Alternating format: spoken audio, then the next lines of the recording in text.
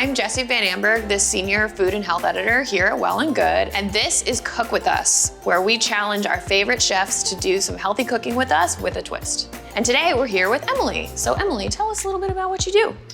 I cook a lot. I'm the executive chef of Besso on Bleecker Street and at Time Out Market. We're not a traditional restaurant. We do modern twists on Japanese food. Comfort foods, I would say. We have a really fun challenge for you today. We are looking for you to make a easy, healthy, 30-minute or less meal featuring chickpeas.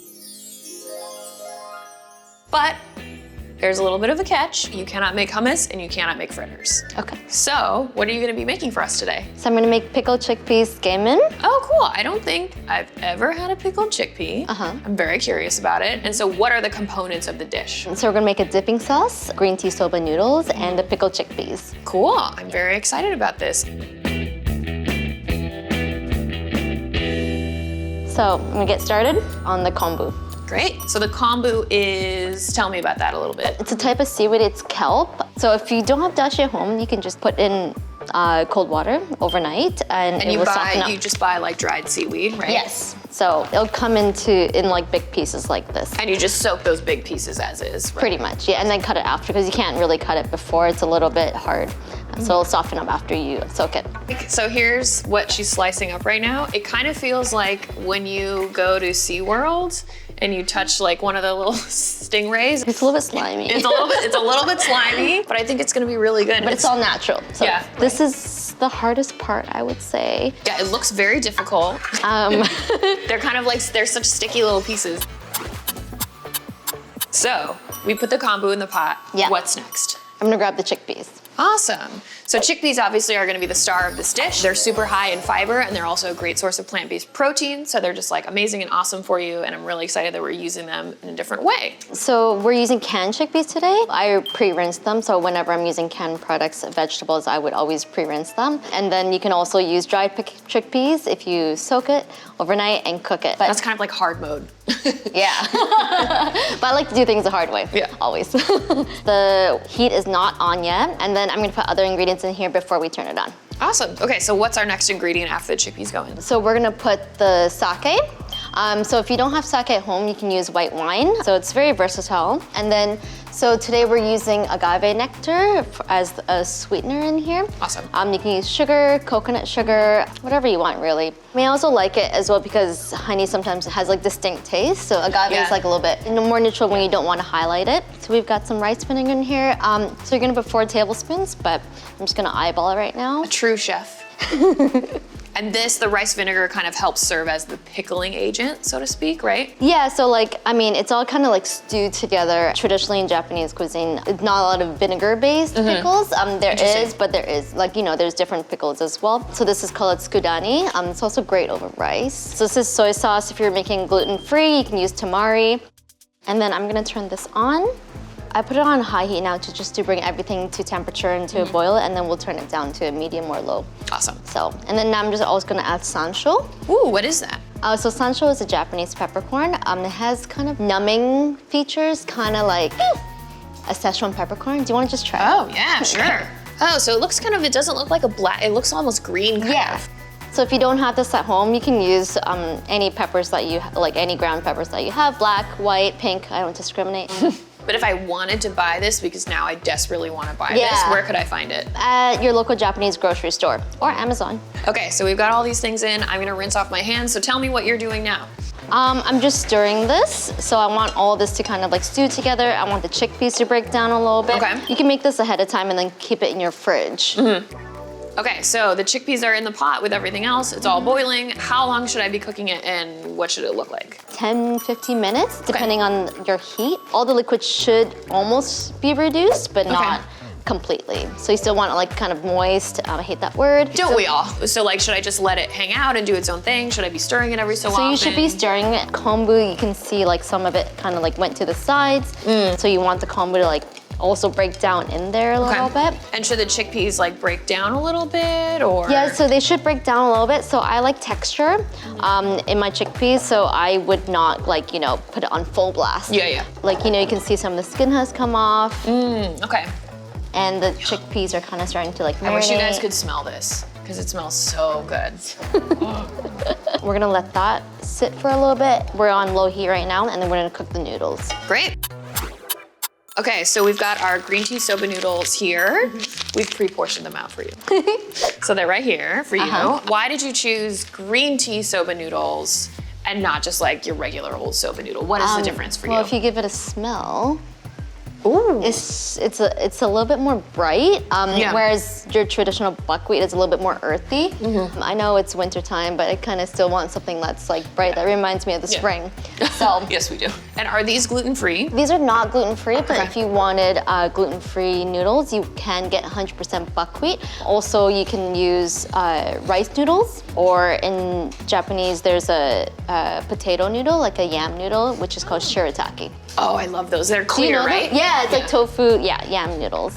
So I'm just gonna continuously stir this. And how long should this cook? 4 minutes. So put the timer on. Ding. So this is almost done. So you can see that, you know, the chickpeas are broken down a little bit. The liquid is almost reduced. And then we're gonna check on our noodles.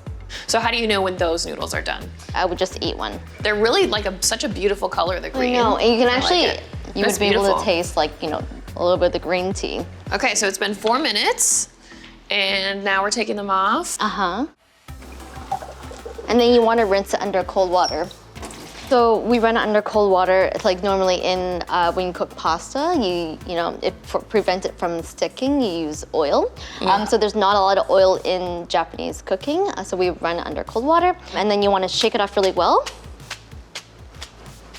Shake all the water off because you want full there's flavor. a lot of extra water down there. So we're gonna make the dipping sauce. Awesome.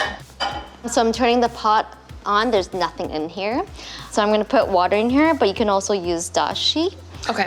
But you know, water is totally fine if you want something a little bit easier and quicker. Okay. And then we're putting a mentsuyu in here. So mentsuyu is like magical mixture, I like to say. It has like soy sauce, mirin, sugar. This is what went into there, correct? Yes. So this is not vegan, correct? Because it has bonito flakes in it, which comes from fish. Yes, so it's a smoked shaved dried bonito. I mean, tuna.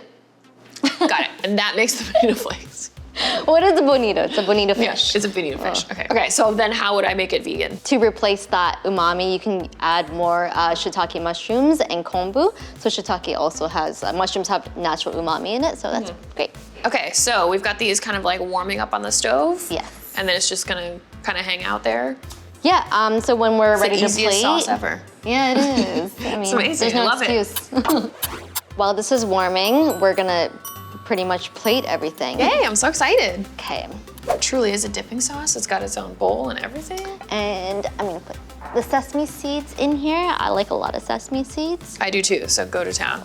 And then I'm gonna plate the noodles. Okay. So you can definitely re-rinse the noodles if it's stuck together. Yum. Because I'm gonna try to win, and hopefully I'm already a win in your eyes. I'm gonna put a lot of vegetables in here. Ooh, surprise, surprise. A little bit of hot and cold. Cauliflower is in season right now, so I'm using the cauliflower, but you can really just use any seasonal vegetables. Nice, and you just roasted that? Yeah, and I just put a little bit of oil, roast it in the oven. What's that vegetable there? So this is eggplant. So we have graffiti and regular eggplant here. So, I mean, you can use Japanese eggplant as well, so they all work. So what I'm using today is hijiki marinated roasted beets, beet pickled daikon, scallions, and blanched spinach. Awesome, and if I know these are roast, could I just use like regular roasted beets? Yeah, of course. There's no rules here. So. Okay, I like going with no rules, it's awesome. And then what's in here? So this is braised bamboo shoots. Ooh. So I'm gonna arrange some color in here. Oh, that's pretty. Putting the beets on here. You're racking up some nutrition points here. I'm into it. So I'm also gonna add a lemon, and you can, if you have a lime at home, you can use that. Last but not least, we can't forget about the chickpeas. So it's done. It looks so good.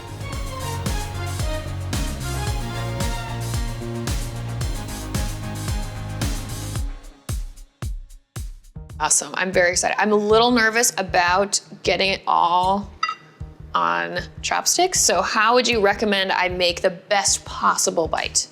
Like twirl it like you're doing a little pasta. There we go, So great. if you wanna do that. Okay. So you can dip the whole thing in there. Here we go, guys, game time. That is so good. Oh my gosh, that sauce is wild. I'm gonna grab a spoon for the chickpea part, because I think that's the most important part to taste, because otherwise you guys might be watching me all day try and get one chickpea on 2 chopsticks. It would be embarrassing for literally everyone involved, so. All day. I have a lot of thoughts going on. The chickpeas taste delicious. It's so freaking good, oh my God. Okay, I think I've had enough of several bites to give you my full review of it. I think this is amazing. Creativity-wise, there's just like so many cool things happening in a really, mostly a pretty simple way. Like I would have never ever thought of pickling chickpeas, like I said before. Nutrition-wise, a ton of different roasted vegetables. It's all cooked pretty simply. There's not a ton of added fats and a lot of seasonal veggies, which is awesome. I'm literally eating the rainbow right now, which is a great way to get kind of nutritional variety. I've got lots of antioxidants, I've got fiber, I've got vitamins, like I've got pretty much everything I could possibly want in a dish, nutrition-wise, which I think is really great. And then I think in terms of time, we did pretty well. We used 3 pots, which is maybe a little bit much to ask for like a weeknight cook. But to be fair, all of those elements themselves were really easy. And also don't forget, you can always make the chickpeas ahead of time. Keep it in your fridge. So it's like, you know, it preserves really well because it's in soy sauce and it's like a little pickle, so it can keep for up to 2 weeks in the fridge. So I will say it's a little hard for me to eat just because it's like I've got the chopsticks and I've got a spoon and I've got a dip, but I'm not gonna deduct points for that because it tastes so good, and I just wanna stop talking so I can just chow down into this because it was delicious. Thank you so much for having me. Yay, thank you. I'm gonna like chopstick cheers you. Thank you all for joining us today. Thank you so much for making this, because I cannot wait to try this again at home in my own kitchen. And if you liked what you saw and you want more Well and Good, please subscribe today. And if you guys have any questions about what you saw today or need some more tips about the recipe, be sure to comment below and we can jump in and help you out. Thank you guys.